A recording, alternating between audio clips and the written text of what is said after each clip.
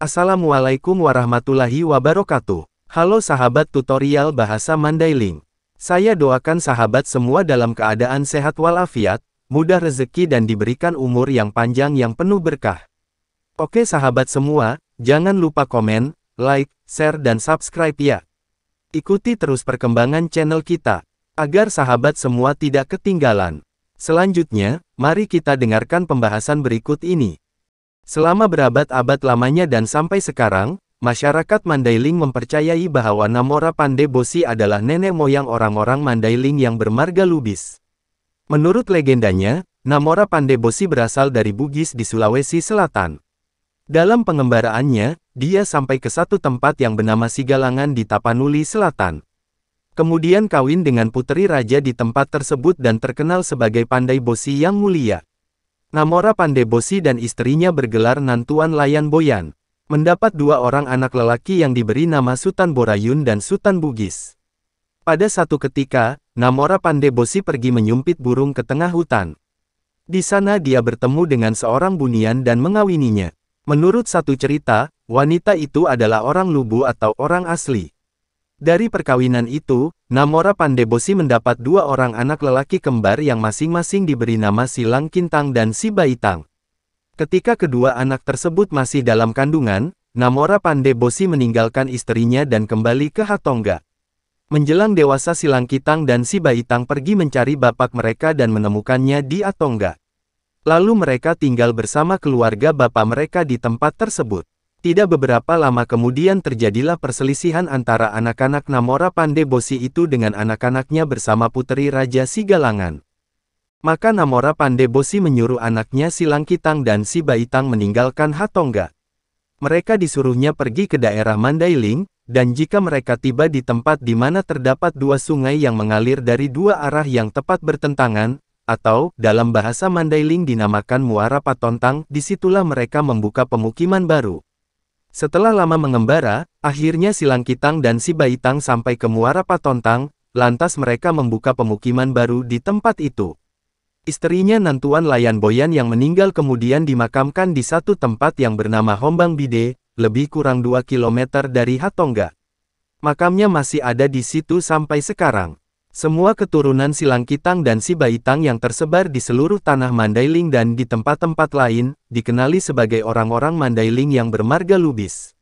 Dalam Tarombo Marga Lubis yang disusun oleh Raja Junjungan pada tahun 1897, ada juga tercatat bahwa nama istri Namora Pandai Bosi ialah Boru Dalimunte Naparila, artinya puteri Dalimante yang pemalu. Dengan petunjuk dari keturunan Raja Sigalangan, makam Namora Pandai Bosi ditemui pada tahun 1963 di Hatongga. Makam tokoh legenda yang sangat terkenal itu terletak di tengah sawah penduduk setempat. Makam tersebut berada lebih kurang 2 km jauhnya dari jalan raya lintas Sumatera, yang melalui desa Sigalangan, lebih kurang 14 km jauhnya dari kota Padang Sidimpuan, atau ibu kota Kabupaten Tapanuli Selatan. Atas usaha sebilangan orang Mandailing bermarga Lubis, lebih kurang 1,6 km panjangnya jalan dari desa Sigalangan ke arah makam Namora Pandai Bosi sudah dibangun sehingga dapat dilalui dengan kendaraan bermotor. Dalam tahun 1887 diketahui oleh penguasa Belanda bahwa Raja Gunung Tua, atau Padang Lawas menyimpan sebuah patung pusaka dari tembaga, dikenal sebagai patung Batara Lokanata. Patung itu diambil Belanda dan kini disimpan di Museum Pusat.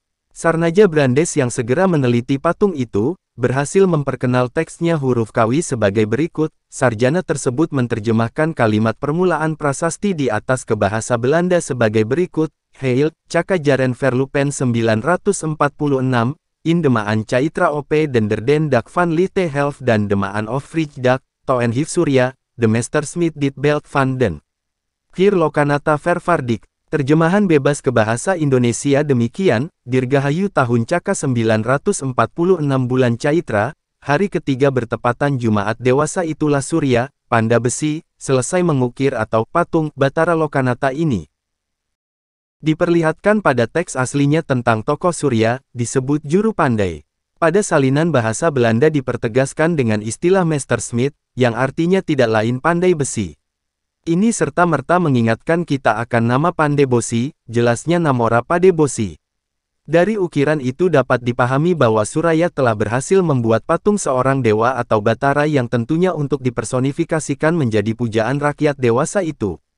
Seorang ahli dan tanpa khawatir akan tertimpa ketulahan menukangi tembaga untuk jadi pujaan, bukannya seorang sembarangan atau tukang biasa saja.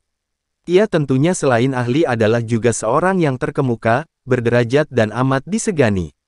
Sedikit banyaknya dengan nama itu biasa juga membuat kita mengarahkan pertanyaan, apakah tokoh itu bukan tokoh zaman dulu yang dikenal rakyat bernama Namora Pande Bosi? Tentunya bukan sekedar kebetulan saja ada seorang juru pandai The Meestersmith pembuat Lokanata, sedangkan ada juga Pandai Bosi yang dikenal oleh rakyat dari abad ke abad. Dari sumber lain dapat ditambahkan, bahwa sebelum Namora Pande Bosi yang bermukim di Hutalobu Hatongga Sigalangan masih ada lagi yang bernama Namora Pande Bosi, yaitu kakek atau datuk dari kakek Namora Pande Bosi yang di Hutalobu tersebut di atas. Namora Pande Bosi tersebut bermukim di Padang Bolak Ruartonga atau Sahitni Huta. Menoleh latar belakang ini tiga kemungkinan dapat diperkirakan mengenai kapan Namora Pande Bosi itu. Yakni, 1. Zaman Surya tahun 946 atau sekitar tahun 1024 M, karena Surya adalah seorang juru pandai besi 2. Zaman ekspansi Majapahit tahun Caka 1287 atau 1365 Masehi karena Gajah Mada mengetahui suatu kerajaan Mandailing yang tentunya dipimpin oleh seorang terkemuka, diperkirakan Namora Pande Bosi 3. Zaman yang lebih muda yaitu hanya sekitar abad ke-16 Masehi. Menurut Tambo atau Stambum, yang diperbuat atau disimpan oleh Sultan Kumala Bulan. Mengenai zaman Surya, kemungkinannya dapat diperhatikan dari patung Lokanata tersebut di mana disebut ada seorang pandai besi bernama Sinya. Bahwa nama itu tidak pernah dikenal atau baca, tidak pernah disebut-sebut oleh penduduk, tidaklah merupakan persoalan, sebab adalah biasa bahwa penduduk tidak pernah menyebut nama pribadi tokoh yang dihormati, sehingga apa yang diketahui adalah gelar yang diambil dari keistimewaannya, yaitu Namora Pande Besi. Bahwa jarak zaman itu cukup jauh dengan apa yang sebegitu jauh diketahui oleh penduduk nama keturunan terdekat sesudah Namora Pande Bosi, Silangkitang dan Sibaiting atau pura kembar Namora Pande Bosi bukan sesuatu yang mustahil. Karena bukan jarang, sesuatu cerita dari mulut ke mulut bisa saja melangkahi beberapa generasi sebelum sampai kepada Silangkitang dan Sibaitang. Atau sesudah Silangkitang dan Sibaitang. Atau sesudah Silangkitang dan Sibaitang ada lagi beberapa generasi di antaranya sebelum sampai kepada Si Alogo Raja Partomuan atau yang disebut sebagai anak Sibaitang. Mengenai kedua atau zaman Majapahit kemungkinannya dapat dilihat dari masa ekspansi kerajaan tersebut ke Mandailing, yaitu sekitar tahun 1365. Bukan mustahil bahwa di bawah Namora Pande Bosilah kerajaan Majapahit terdengar kepada Mangkubumi Gajah Mada, yang membuat ia merencanakan nama Mandailing Turu dalam Sumpah Palapanya. Mengenai masa ketiga, Bilan diambil dari nama tokoh-tokoh yang diketahui menjadi keturunan dinasti Pande Bosi dari sekedar mendapat 12 generasi, sebagai yang dapat diteliti dari silsilah atau keturunan Namora Pande Bosi itu ke sebelah cabang yang menurun kepada Sultan Kumala Bulan, kalau ini hendak dijadikan pegangan jaraknya dari zaman Namora Pande Bosi sampai Sultan Kumala Bulan hanya sekitar 300 tahun saja. Mana yang lebih tepat dari tiga masa tersebut, tentu meminta waktu untuk memperoleh penegasannya. Saya sekedar memperlihatkan arah studi. Andai kata Namora Pande Bosi memerintah Tapanuli Selatan termasuk Padang Lawas, mungkin ia pernah beribu kota Gunung Tua tempat patung Lokanata disimpan sebagai barang pusaka oleh Raja Gunung Tua yang disebut oleh kontroler Belanda ditemunya pada tahun 1885 itu. Kutipan panjang di atas jelas menunjukkan betapa sukarnya mencari kepastian mengenai sejarah dan perkembangan masyarakat Mandailing di masa lalu. Sultan Kumala Bulan lahir tanggal 8 Maret 1888, meninggal tanggal 21 Juni tahun 1932. Beliau menjadi Raja Panusunan Bulung di Tamiang, Mandailing Julu dari tahun 1915 sampai tahun 1932. Beliau adalah seorang Raja Marga Lubis keturunan Namora Pande Bosi. 7. Mengenai kedua atau zaman Majapahit kemungkinannya dapat dilihat dari masa ekspansi kerajaan tersebut ke Mandailing, yaitu sekitar tahun 1365. Bukan mustahil bahwa di bawah Namora Pandey Bosilah kerajaan Majapahit terdengar kepada Mangkubumi Gajah Mada, yang membuat ia merencanakan nama Mandailing Turu dalam Sumpah Palapanya.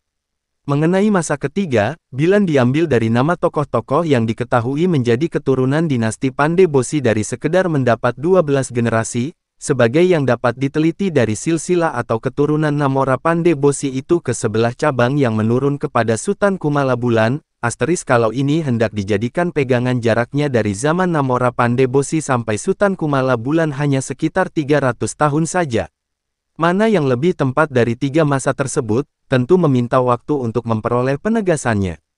Saya sekedar memperlihatkan arah studi.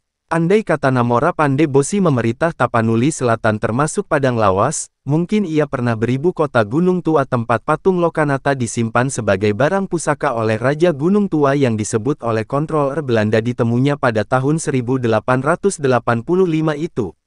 Kutipan panjang di atas jelas menunjukkan betapa sukarnya mencari kepastian mengenai sejarah dan perkembangan masyarakat Mandailing di masa lalu. Sutan Kumala Bulan lahir tanggal 8 Maret atau Mei 1888,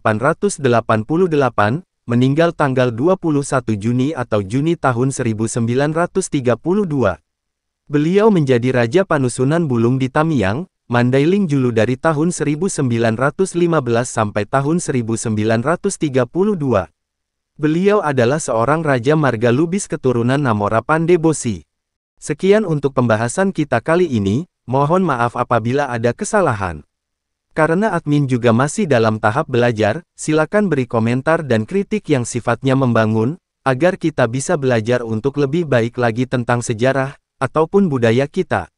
Terima kasih, jangan lupa komen, like, share dan subscribe ya sahabat tutorial bahasa Mandailing. Salam maaf. Assalamualaikum warahmatullahi wabarakatuh.